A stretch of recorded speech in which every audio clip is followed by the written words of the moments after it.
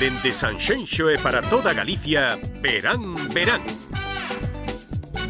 Co patrocinio de Adegas Martín Kovacs. Denominación de orixe Rías Baixas. E Concello de Sanxenxo. Es norma de cortesía que te concedan un último deseo antes de pasar a mejor vida. ¿Qué iba a pedir yo? Un pez que no quiere más que nadar. Pues pedí Albariño Rías Baixas. Hay que saber dar el salto con dignidad. El pescado pide Albariño Rías Baixas.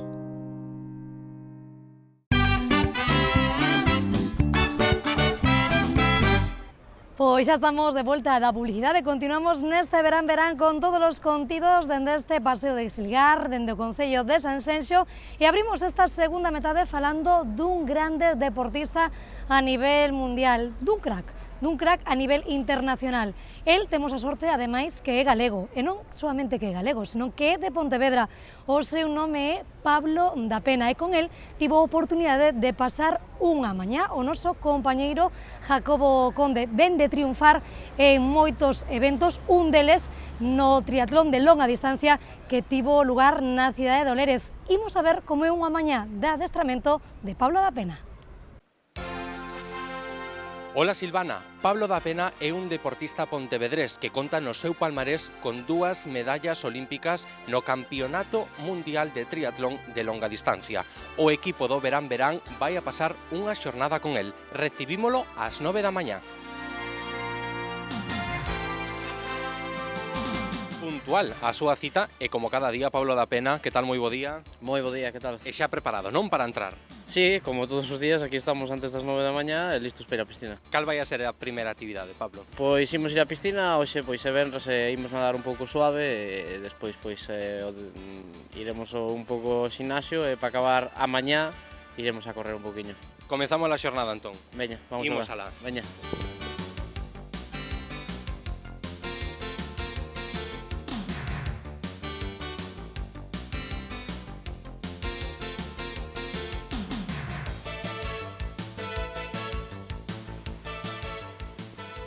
Mentras Pablo fai estes estiramentos, Pablo, canto soen durar, máis ou menos? Bueno, pois máis ou menos antes de cada adestramento estamos sobre 10-15 minutos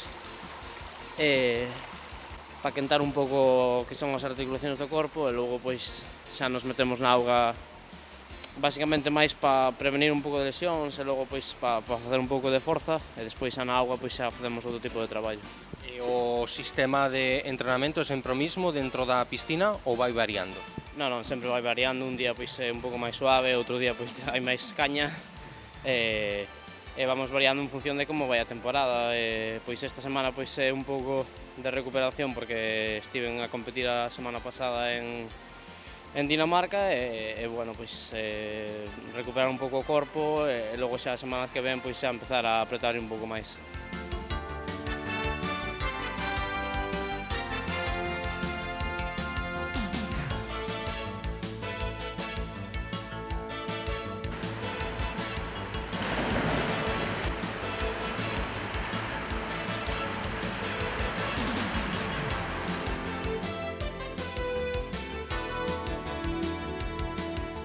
Bueno, Pablo, vimos da piscina e dirixímonos agora a donde? Ao gimnasio, a seguir un pouco o día despois de, bueno, 3000 metros suaveciños e nada, agora un pouco de traballo de prevención de lesións que é moi importante, sobre todo pois para non mancarse. Eu a verdade é que afortunadamente levo 4 anos sen lesións e cousas así e a verdade é que como nesta cidade pois é dos mellores sitios para adestrar, non? De clima, ten para correr, ten lugares variados, terreo brando, que ao final, pois eso, que estábamos a falar, non? Que o tema de lesións é importantísimo. Bueno, pois xa nos están agardando, imos ao xinasio, Pablo. Vamos, veña, vamos alá.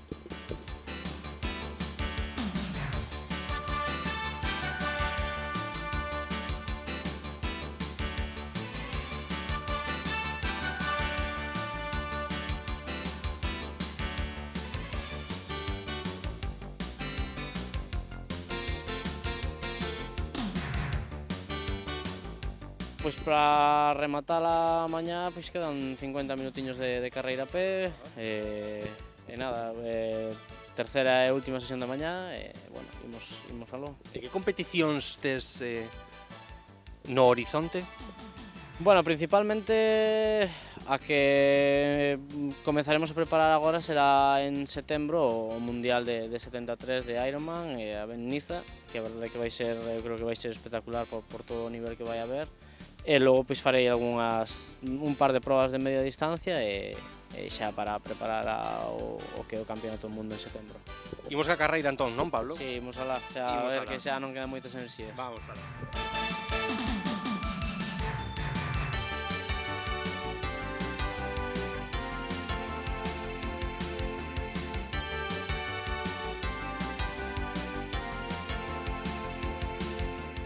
Bueno, Pablo, pois xa despois desta carreira supoño que finalizamos a xornada, a media xornada, non, polo momento? Sí, unha longa mañá, pero bueno, todavía queda a tarde, queda sair na bici 2 horas e media e finalizar pois o venres e mañá pois seguir todavía máis. Parte importante a da nutrición, non? Agora toca a comida. Pois despois da bici habitualmente pois uns estiramentos para non estar o día seguinte un pouco pois como cartón. E logo pois cear unha boa cea, a verdade é que con variedade, sempre variedade, e logo pois nada, ir á cama tempraniño e o día seguinte comezamos de novo. Pois Silvana, quedamos con Pablo da Pena, deportista de élite pontevedrés. Pablo, despídete dos compañeiros do Verán Verán. Nada, un placer, moitísimas gracias por estar aquí esta mañá e nada, esperemos vernos por aí adiante. Un saúdo. Pois moitísimas grazas Pablo da Pena e Jacobo Conde por achegarnos este reportaxe e a Pablo especialmente por permitirnos estar con el esa mañá de adestramento. A verdade é que é un auténtico crack e moitísima sorte para todas as competicións que temos por diante nesta tempada. E nós cambiamos totalmente de asunto, deixamos o deporte para falar de literatura, concretamente para adentrarnos no mundo da infamia de Ledicia Costas. Esta escritora galega deixa por primeira vez a un lado a literatura infantil para centrarse na literatura de adultos. Fala concretamente dunha desaparición, así que de seguido, en a compañía dos nosos compañeiros de Localia Vigo, imos a presentarlles a esta infamia. Ledicia Costas cambia de registro, de la amabilidad de la literatura infantil a toda la crudeza de Infamia, su primera historia para el público adulto que llevaba años barruntando en su cabeza, después de la desaparición de Marta del Castillo. É desas historias, eses casos reais que che quedan aí no subconsciente traballando. Tiña moita gana, desde había moitísimo tempo, de escribir unha historia sobre unha desaparición. E entón, agora que eu tamén necesitaba oxígeno despois de tanta produción en infantil e juvenil nos últimos anos, dixen, veña, imos animarnos con esta historia. Unha novela moi coral, onde as personaxes secundarias teñen un peso específico na obra, pero podemos definir a Emma Cruz como a protagonista, que é unha profesora de Dereito Penal que se traslada á Universidade de Vigo, á Facultade de Ciencias Xurídicas e do Traballo, que ademais onde eu estudei, e se muda a un barrio, o barrio de Merlo, que está, bueno, sumido sempre na néboa, e aí ela, sen sabelo, vai convivir coas persoas implicadas na desaparición das irmás Giraud. Imos a topar, por exemplo, o tema da violencia contra as mulleres, a violencia contra a infancia en todas as súas manifestacións. É un libro de temática bastante controvertida e tamén bastante dura. Ti se hoxe prendes o televisor e dan algunha noticia no telexornal, pois é moi probable que algunha desas noticias que están de plena actualidade esté aquí dentro deste libro. Cuenta Ledicia que el proceso para crear Infamia fue el mismo que utiliza cuando escribe para el público infantil, al que, por cierto, no piensa olvidar, aunque sí compaginar con esta nueva aventura. O que eu teño claro é que vou seguir escribindo literatura infantil e juvenil. Tamén recoñezo que me gustaría moito abrir camiño e que esta sexa a primeira de moitas novelas que escribo para persoas adultas. A miña idea é simultanear. Iso é o que creo que vou facer, pero veremos que nos depara o futuro. Espero que moitas cousas bonitas. Recién publicada, Infamia se encuentra ya a la venta en las librerías, hasta noviembre en galego. Después tendrá versión en español de la mano de Destino. Aprovechando que el viernes es el Día das Letras, es una buena oportunidad para acercarnos a leer no noso idioma. é certo que temos moitos prexuizos en xeral con respecto ao galego e hai moitas persoas, probablemente moitas máis persoas as que lle sucede isto que as que non, que cando ven unha novela escrita en galego, pois aí funciona, opera esa barreira dos prexuizos e é que non me atrevo, é que me cuesta, é que me resulta difícil en galego. Bueno, pois eu creo que aí todas as persoas galegas nos temos que implicar e facer ese pequeno esforzo para coidar algo tan bonito como a nosa lingua e a nosa literatura, porque senón estamos condenadas, como di Manuel Bragado, a anemia absoluta. Pois con esa defensa da nosa lingua e da nosa literatura quedamos. Moitísimas grazas aos nosos compañeiros de Localia Vigo por achegarnos un anaquiño desa infamia de Ledicia Costa. Se nos continuamos no noso tempo de entrevistas neste verán, neste precioso paseo de Silgar do Concello de Sanxenxo e falamos do mar como home moi experimentado nesta materia e gran coñecedor do mar como é José Antonio Gómez Castro, popularmente coñecido como Joselito. Moi boa tarde, Joselito. Boas tardes. Bueno, moitísimas grazas por estar connosco. En primeiro termo imos coas presentacións. Estivo nada máis e nada menos, xa me dicía antes desta entrevista, que 22 anos vencellado coa cofraría de San Roque en Porto Novo e case 10 coa Federación Provincial. Ven de Madrid de recibir tamén, ni máis ni menos, que esa condecoración ao mérito civil polas súas majestades os reis de España. Conteme un pouquiño como marchou ese pasado 19 de xuño no Palacio Real. Ben, como podes entender, foi unha tremenda sorpresa que cando me chamaron como 15, 20 días antes do acto, aunque me pediron discreción. Ao principio non creía, tanto así que miña muller pensou que era que nos estaban tomando pelo a alguén.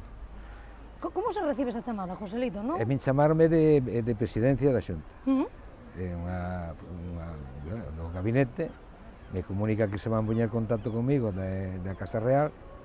E así foi, ali a poucas horas xa me chamaron, xa me trataban familiarmente xa como Joselito, unha amabilidade tremenda e a sorpresa foi mayúscula, a verdad que non creíamos. Como viviu esa xornada, non? Como chega un ao Palacio Real, como se sinte un cando é recibido, ni máis ni menos que polas súas majestades o rei de España, tamén estaba o presidente do goberno. Como se sinte un, non? A ver, a experiencia en primeira persoa. Ao largo deses días estuvemos en comunicación continua a través do correo electrónico de como iba a ser, tuvemos que ir un día antes para facer un pequeno ensayo do acto como iba a ser. Tamén hai ensayo deste tipo de cousas, sí, non? Sí, pois había un ensayo, sí, para que saliera todo ben, como creo que saleu. O protocolo manda, non? Que nos salíramos do protocolo, hubo algún detalle, algunha anécdota moi bonita, por certo, que sí se saltou do protocolo. Contenos cal foi, Joselito, antes de que nos esqueza, que as anécdotas gustan moito nesta casa. Había unha muller, unha señora de 107 anos, que estaba moi ben, perfectamente, viña acompañada unha neta e unha filla, e no ensayo, hai que entender que se cansaba, non, de levantarse e ir a Cidade dos Reyes, os figurantes que estaban naquele momento, e ela se apoyou na infanta, se apoyou nela, entón o jefe de protocolo dixo, bueno, eso mañana non lo pode hacer. Hoxe está ben, pero mañá isto non está permitido, exactamente, que se levantara a neta ou a filla e acompañaran a silla, non? Pero xusto nese día, é algo que despois a xente que veu o programa ou que veu o acto igual non apreciou, a reina foi quen lle dixo as fillas que acompañaran a silla, e foi para nós que sabíamos o que non podían facer, para nós foi unha cousa que nos encantou, que nos gustou, foi un detalle humano moi bonito. Como foi o acto en cuestión? A ver, non sei, no ensaio, como te digo, como iba, onde estábamos sentados, todo isto estaba xa estudiado, non? Na entrada dos Reyes tocou o himno nacional e depois un a un nos foron os presentadores, nos iban nombrando e dando unha síntesis dun pouco da nosa trayectoria, non? A continuación, depois sí nos chamaban un a un para impoñernos a medalla ou a encomenda, que non todo eran medallas, non? Había como 4 encomendas, me parece. Ou unha vez acabado todo eso, fomos comer con eles, comer un pincho de pé todos, eles estuveron con nós moi amables, lógicamente o rei tiña unha peticións de fotos de todo o mundo, non solamente dos que estábamos homenaxeados, que éramos 41 personas, sino que había máis xente ali, invitados e todo máis. Cada un de nós podíamos levar 4 invitados. Eu levei a miña muller, levei a 2 fillos meus, máis unha nora, non? E eu lle pedín sacar tamén unha foto. Pero eu lle pedín da seguinte maneira, eu quería repetir a foto de había 17, casi 18 anos. Entonces, Unha foto que onde se sacara, claro. E dime, bueno, e iso onde foi? E, bueno, pois iso foi en Porto Novo, e cando foi do Prestige, que estuve ali, se acordaba perfectamente. E miña muller lle dera a comer un mexillóns ese día, no restaurante que chamamos nos Chapapote. E si se acordaba perfectamente, tanto de vir a Porto Novo como do detalle dos mexillóns. Así que repetiron esa foto. E a anécdota máis bonita foi cando dixo, e esta, referindo-se á reina, esta venía de reportera. Efectivamente, iba a decir eu. Si ela porque cubreu justamente toda por a aquel noticia. entón foi onde o pouco se coñeceu, non? Esa relación. Donde que fixeron máis relación, creo eu. Bueno, Joselito, un día imagino totalmente diferente, non? O que vostede está acostumado e o que vostede está relacionado. Non tive a oportunidade de falar un anaquiño aparte de esa anécdota de esa relación, non? Dos reis de España na actualidade. Tive a oportunidade de falar algo máis? No, simplemente ese tipo de anécdota, a verdade, tens que entender que había moitísima xente E que todo o mundo e tampouco quería queríamos acaparar, porque todo o mundo estaba pendiente do rei ou da reina e das infantes para estar con eles, e claro, non íbamos a acaparar todo o momento, entonces deixábamos a outra xente e non tuvemos. Sí que tuvemos ocasión, eu tuve bastante, cos de protocolo de falar con eles, porque tamén me preguntaba, e isto a que viña, non? Porque como min, supoño que habrá moita xente no mar, que na miña época empezaba moi novos a andar ao mar, si tiña algo que ver co Prestige daquele momento, que foi unha situación aquí que vivimos moi importante, e iso que non, es tu trayectoria como persona, desde que empezastes a andar ao mar, aquí tenemos todo o tu historial, e es tu trayectoria como persona. Pois imos a falar un poquinho desa trayectoria, Joselito, e preguntarlle, non? Máis de 22 anos ao fronte desa confraría, como estaba o mundo do mar cando chegou vostede e como o deixou, non, coa súa xubilación? Ben, a situación no mar cambiou totalmente desde que España entrou na Comunidade Europea. O cambio ese, quizá para mí foi máis complicado, porque viñan moitas directivas comunitarias, moita normativa nova, moitas limitacións e moitos recursos, o sistema de taxas e cuotas que sigo pensando que foi injusto con nós xa nos levábamos limitando había anos e iso nos castigou despois porque nos históricos non aparecían esas limitacións e facelle entender ao sector que Europa si estaba axudando a renovar a flota, a modernizar todas as embarcacións, crear flota nova, tamén nos limitaba neses aspectos. E a libertad que tiñamos cando eu empecé a andar ao mar, que o barco salía a pescar e pescaba todo o que lle viña sin ningún tipo de limitación, ese cambio de gestión provocou que moita xente non entendera e facerlo entender costoume bastante. Ao longo desa trayectoria, desas máis de 22 anos, con que se quedaría, non? Que é aquilo que lle marcou, por así decirlo, na súa carreira profesional? Sin duda alguna, o Prestige. O Prestige colleume a min xa ainda moi reciente, sendo patrón maior, eu fui un patrón maior no 96, e o Prestige foi no 2002, levaba, bueno, xa un tempo, pero non estábamos preparados para semejante situación, e aquelo, multitud de xente que nos viña de voluntario de todo tipo, sobre todo de xente do mar, que nos era todo no mar, entonces o voluntario que nos movíamos é xente de mar. Esa situación, como a levamos adiante, creo que o mellor que supemos, e foi bastante reconocido a nosa gestión, foi o que máis me marcou a min no resto da trayectoria, o que me dou a conocer tamén. Como se xestiona, non, unha catástrofe desas características e tamén como se xestiona o que facía referencia a vostede, a cantidade de voluntariado que chegaba de todas as partes a nivel nacional e internacional, non? Ben, eu naquele momento, cando día 3 de decembro, cando surgeu, cando tiñamos xa o fuel aquí moi cerca da costa, que eu estábamos continuamente controlándoa, eu unha vez viñen a lonja sobre as 7 da mañán e vin aquilo cheo de barcos, de xente de todos os portos da ría, todos querían salir ao mar e que facer. Dicir eu o que tiñan que facer se me complicou moito. Eu lles pidín calma, que me deixaran salir ao mar con a lancha que nos tiñamos de vigilancia, para mirar toda a situación que íbamos topando e así ao mesmo tempo ir dirigindo o número de barcos ás zonas que necesitaban ir, non salir a lo loco, porque sería andar a tropezar. Estamos falando que ojalá tuéramos el tempo. Era en pleno inverno e o tempo non era moi bo.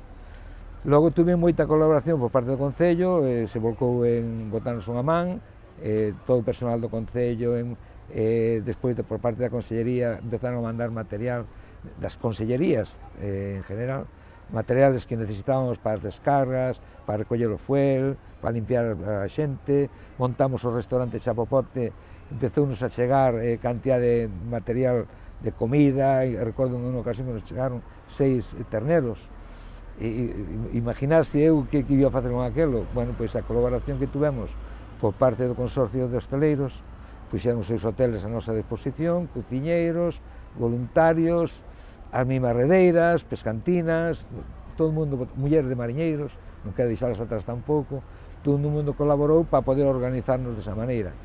E eu, dentro de todo eso, máis ben me encargaba do tema do mar, a xente que salía ao mar, eu controlaba toda que salía e que toda chegara a terra, porque a 6, 7 da tarde, xa era noite, nos preocupaba que alguén quedara atrás, e ese foi a nosa labor en general, e ao mesmo tempo tiñamos que atender a tema de peticións de indemnizacións, reunións continuas nas federacións, en Santiago, para buscar a solución para indemnizacións da xente que estaba parada, claro.